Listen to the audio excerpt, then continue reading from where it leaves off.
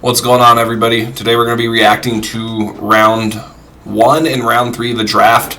As expected, the Broncos select a quarterback. You know, they're not ready for a quarterback. They don't have the foundational pieces that would support a quarterback. They have no offensive line. And I know you content creators are going to try and say, oh my goodness, the offensive line is good. Yeah, they look really good when the NFL allows them to get away with holding. We showed that on film all last year, of Garrett Bowles, Mike McFlinchie, Cushenberry, Miners doing WWE moves on the field and them not throwing the flag. So if the refs do the same thing this year and they don't call holding, you might have a serviceable offensive line.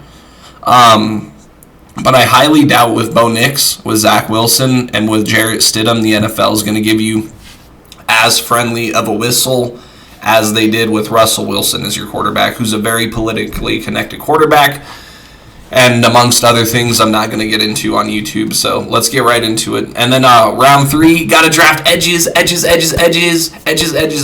corners, receivers, just waiting for the corner and the receiver next. Damn, this team fucking sucks, man. Masterclass continues as in the third round. All right, this content creator straight out of Dove Valley. Denver Broncos' newest draft pick is blowing people away. Let's see what he has to say. The Sean Payton masterclass continues as in the third round. I was record 4 seconds into it before you say the Sean Payton masterclass. Yeah, another edge rusher. Don't we already have enough undersized edge rushers? This is a 4-3 defensive end coming into a 3-4 system to play outside linebacker, and yet again he's undersized. This team fucking sucks. Round, he goes out and gets an absolute stud who people around the NFL are blown away by. Who is blown away by this guy in the NFL? Name anybody who's blown away in the NFL outside of Dove Valley, and they're paid for content creators. That Von Miller jersey behind you, yeah, the Broncos paid for it. That Broncos helmet behind you, the Broncos paid for it. That mic, the Broncos paid for it. Paid for by Dove Valley. To spew Kool-Aid, to preach mediocrity. You're hyping up mediocrity, the same shit you do every fucking year, dude. I'm going to break all that down and so much more on this video. If you're new to this channel, my name is Ben. I'm a diehard Denver Broncos fan. It helps me out a lot if you like the Broncos as well. If you would like and subscribe, let's dive into the news of the day, and that news is that At the end of the day, you guys can have fun hyping up this pick. You guys can have fun hyping up Bo Nix and another edge rusher all you want. Are you going to be hyping it up when you're going below 500 yet again next year? Are you going to be hyping it up when you're cellar dwelling next year, right? You have the Chargers and the Raiders having great drafts, and then you have the Broncos over here doing the exact same shit they do every fucking year. I thought your edge room was already good. Don't you need a center? Don't you need right and a left tackle? Don't you need better receivers? I mean, receivers are the last one on that list. Don't you need better inside linebackers? Don't you need better interior defensive linemen? Don't you need an interior pass rush? And you're fucking bringing in more edge rushers? I can't with this team. Denver Broncos got the quarterback they wanted all along in the first round, and then they wanted him all along, even though they definitely wanted J.J. McCarthy. Never should have been there in the third round, and we got him. So here it is. It is Jonah Ellis, the edge rusher out of the University of Utah. He came into all of this off-season stuff and all the pre-draft workout with a torn labrum, and he ended up last year being the second highest leader in sacks in all of NCAA football with 12 sacks, just right behind massive red flag here with Latu, who was medically retired before coming back. So it is a much less risky position and only 1 sack behind that.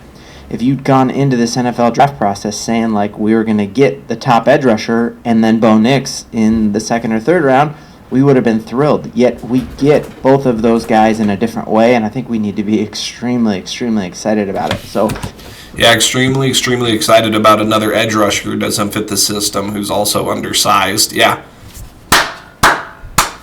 Woo! I'm excited for a 7-9 or an 8-9 season next year. I'm excited for a 5-12 season next year. I'm really hyped. Woo! Let's go. Jonas Ellis, son of an NFL player, brother of multiple NFL players currently right now. Sean Payton drafted his older brother a few years ago.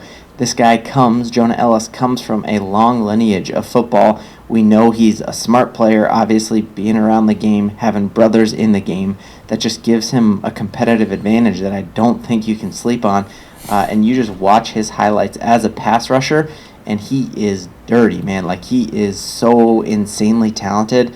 His speed and burst off the edge, he's got a spin move that looks like an NFL move already, and that just... Oh my gosh.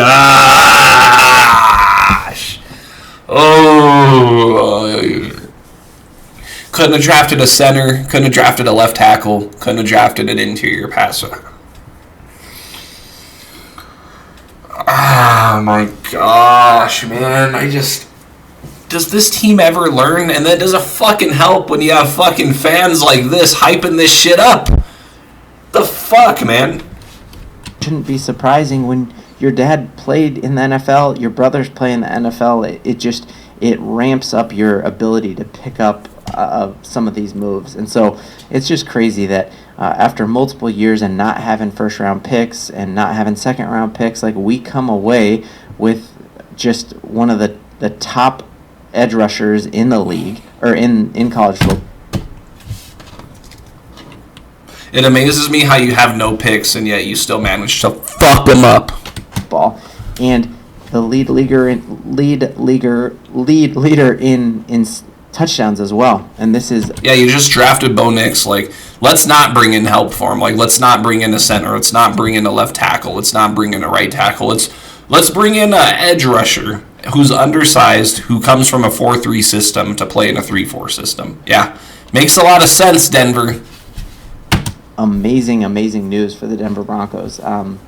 A lot of draft analysts predicted Jonah Ellis to be a top pick in the first or the second round if it was not for coming into this with a torn labrum. So I'm feeling incredibly excited about this, that there is no doubt that he isn't a developmental guy. He is going to get thrown in on that edge, and you are going to now have really insurance if Cooper ends up like needing the bag next year. We have a platoon of guys on the outside, but we don't have like that name, like the Von Miller, the Bradley Chubb. We need a guy who can step up and do that. I feel incredible about putting him there with Baron Browning, Bonito, Cooper. Our edge is now set, and I'm feeling amazing that he was able to fall to us.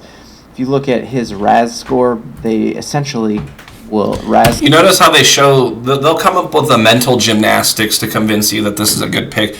The RAS score, dude. How about we look at film? How about we actually look at his film and see how good of a player he actually is? They'll fucking bring up mental gymnastic charts just to convince you, yeah, this guy's a great pick. This is an A-plus pick. This pick fucking sucks. Just like the Broncos organization sucks.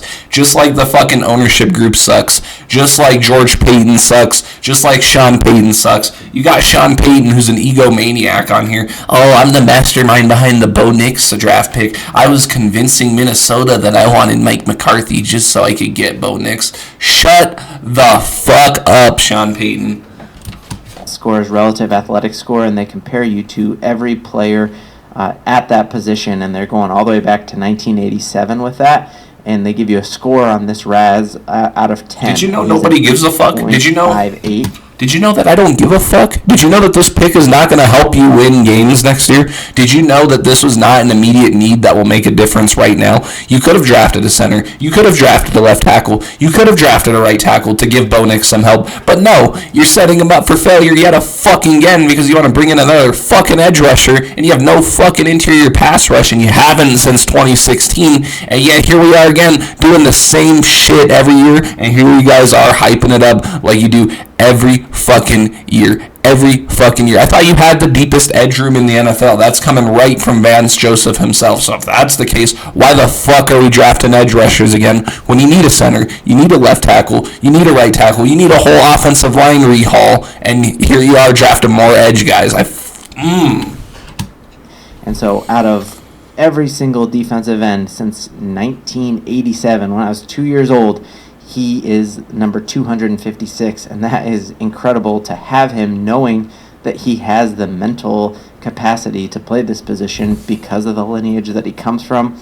And he's a Sean Payton guy. His brother drafted by the New Orleans Saints when Sean was there just a few years ago, and that is a fantastic news. Really, the only downside of him coming into this, and the reason he dropped to the 74th on most people's big boards, was truly that injury that he had with a torn labrum. But that is not a worry. That's not an injury that you see happen over and over. And if you were to, All right, as you can tell, he's just gonna pull out like stats and shit to justify this pick. Make no mistake of it, Broncos country. This pick is fucking dog shit. This pick sucks. Okay. You bring in Bo Nix, the least you could do is give him some help because this guy's a dead man walking out there. Bo Nix, demand a trade. If you want any hope of playing in the NFL and having a career of longevity, a career of any sorts, leave the Broncos because you're going to get absolutely murdered. You're going to have free runner after free runner coming to kill you because you have no right or left tackle. You have no offensive line help. You have no receiver help. You have no tight ends that are worth the fuck. You have nothing. Okay, you're coming to Denver. You're going to get killed. You're going to get memed out of the NFL. You're going to get absolutely destroyed by this fan base. Request a trade right now. And to the Broncos, fuck you, John Elway. Fuck you, George Payton. Fuck you, Sean Payton. Fuck you, Rob Walton. Fuck you, Greg Penner. I am sick of seeing the same shit every fucking year. Okay, how you gonna release Justin Simmons, trade Jerry Jeudy, call this a rebuild, and then come back and do the same fucking shit you do every fucking year? And how are you fans still not gonna fucking catch on to this shit and actually start calling this organization out? You think an edge rusher is gonna change your fucking fortunes next year? You guys are fucking delusional. I can't with this fucking team. Fuck the Broncos. Fuck the Walmart Generals. Fuck Greg Penner. Fuck Rob Walton. This fucking new ownership group is just as inept as the front office because the front office is running this ownership group. Fuck out of here.